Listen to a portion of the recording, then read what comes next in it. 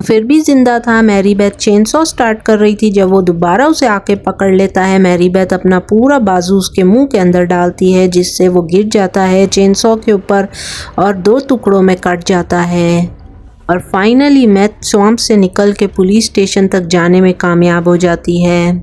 Officers उसको arrest करते हैं और उसके हाथ में क्राउली का सर देखते हैं। उसको कस्टडी में लेते हैं और उसके ऊपर पानी डालते हैं उसको वॉश करने के लिए और बोलते हैं ये सारा खून किसी और इंसान का है और इस लड़की का नहीं है। शेरिफ मैरी बेथ की बताई हुई कोई बात नहीं मान रहा होता। वो बोलता है कि तुम झूठी हो और मैं इस बात को साबित कर दूंगा।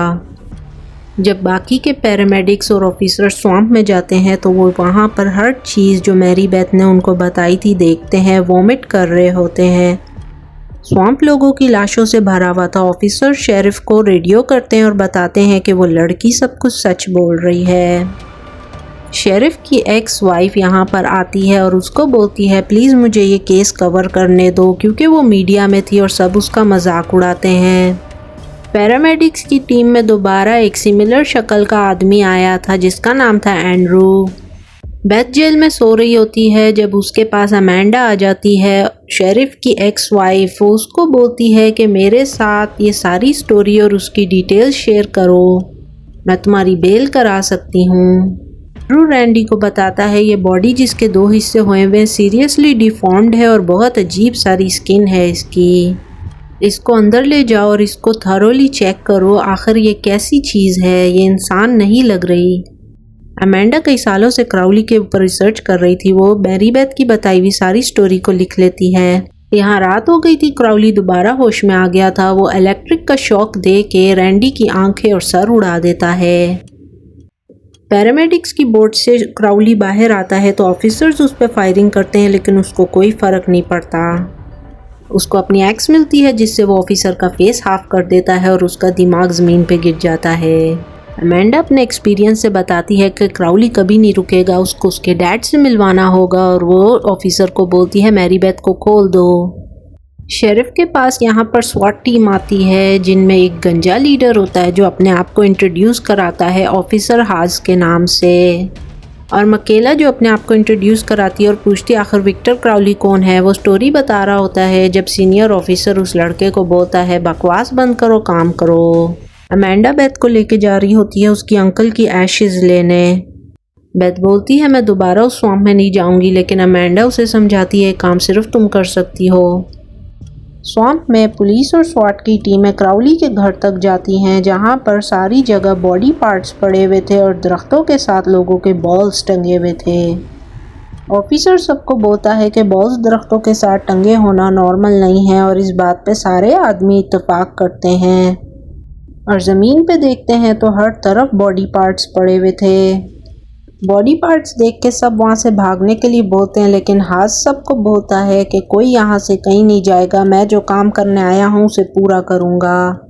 झाड़ियों के हिलने से सब फायरिंग शुरू कर देते हैं लेकिन वो था एक रैकून जो मर चुका था। क्राउली अचानक आता है और एक ऑफिसर को अंदर खींच के ले जाता है। वो छुड़ाने के लिए सब फायर करते हैं लेकिन क्राउली उसके मुंह में हाथ डाल के उसे अंदर खींच लेता है और उसको दूसरी तरफ से बाहर फेंक देता है मार के। क्राउली घर से बाहर आ जाता है और एक्स से सबको काटना शुरू करता है। ऑफिसर्स उसको मारते हैं रोकने के लिए लेकिन वो सबको उड़ा देता है, बीच से तोड़ता है, गर्दन उतार देता है, टांगे काट देता है और मुंह पे पाँव मार के पूरा मुंह कुचल देता है। हाज को पेट में मुक्का मारता है, उसकी स्पाइन खींच लेता है बाहर। ऑफिसर क्राउली को पीछे से शूट करता है। थोड़ा सा टाइम मिलने पे वो रॉकेट लॉन्चर मारते हैं लेकिन उससे भी क्राउली को कोई फ़र्क नहीं पड़ता है। वो सबको हंट डाउन कर रहा था। एंड्रू मकेला को खींच के ले जाता है और यहाँ क्राउली ने जिसका शिकार किया था वो उस पर अपनी क्लासिक सिग्नेचर मूव यूज़ करता है। उसके दोनों बाजू उतार देता है और उसके मुंह को स्वैम्प की ज़मीन में घुसेड़ देता है। अमेंडा उस आदमी के घर पहुंच गई थी जिसके पास मैरी बेथ के उस अंकल की एशेज थी जिनकी लुकीमिया से डेथ हो गई थी, जिन्होंने क्राउली के घर को आग लगाई थी। वो आदमी बिल्कुल पागल था। अमेंडा उसको बोलती है मैं ये तुम्हें वापस ला दूंगी लेकिन वो इनकार कर देता है तो अमेंडा गन पॉइंट पे उससे वो एशेज छीन के वहाँ से ले जाती है। वो कहता है भाड़ में जाओ। यहाँ पे एंड्रू, मकेला और शेरफ स्वैम्प में भाग रहे थे जब अचानक एक पैरामेडिक टीम का बंदा उनके अंदर आके बजता है। शेरफ उसको बोलता है भाई तुम गलत रास्ते भाग रहे हो, हमारे साथ आओ। लेकिन वो बहुत डरा हुआ था, वो शेरफ की कोई बात नहीं सुनता है और वो भाग के एक बोट के पास लेट जाता है, जहाँ पर अचानक से बोट के अंदर से एक इंसान उठता है जो था बेन। बेन अभी भी जिंदा था लेकिन क्राउली उसके सर में एक्स मार देता है और यहाँ पर उस पैरामेडिक की टीम के मेंबर को क्रोकोडाइल खा जाता है। अमेंडा मैरी को अभी भी समझा रही होती है कि सिर्फ तुम ही हो जो इस कर्स को ब्रेक कर सकती हो और तुम ही को ये एशेस क्राउली पे डालनी है। बचे हुए तीनों लोग अब बोट तक पहुंच जाते हैं और क्राउली भी यहाँ पर आ चुका था। वो लोग जल्दी से डोर को बंद करते हैं और अंदर बैठ जाते हैं। शेरिफ रेडियो करता है और मदद बुलाता है और कहता है कि हम पे हर जगह से फायरिंग हो रही है, जल्दी हमारी हेल्प के लिए हेलीकॉप्टर भेजो। बट क्राउली यहाँ पर अपना सैंड ग्राइंडर लेके आ जाता है और डोर को काटना शुरू कर देता है। शेरिफ ज़्यादा देर बात नहीं कर पाता क्योंकि बोट की पावर आउट हो जाती है और यहाँ अचानक से आवाज़ आती है अमेंडा की, जो कि क्राउली को बुला रही थी क्योंकि वो बेथ और एशेस को लेके हनी आइलैंड स्वैम्प तक पहुँच गई थी। एक्स वाइफ की आवाज़ सुन के शेरिफ डोर के पास जाता है तो क्राउली उसे बाहर खींच के उसकी गर्दन उतार देता है।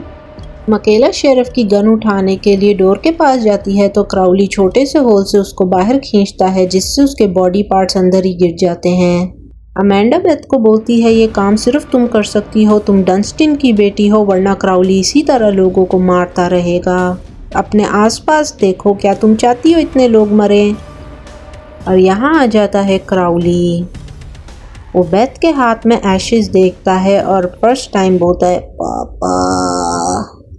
बेथ उसके सामने एशेस रखती है और उसको सॉरी बोलती है, कहती है कि हमने तुम्हारे साथ बुरा किया, मेरे अंकल और फादर को तुम्हारा घर नहीं जलाना चाहिए था।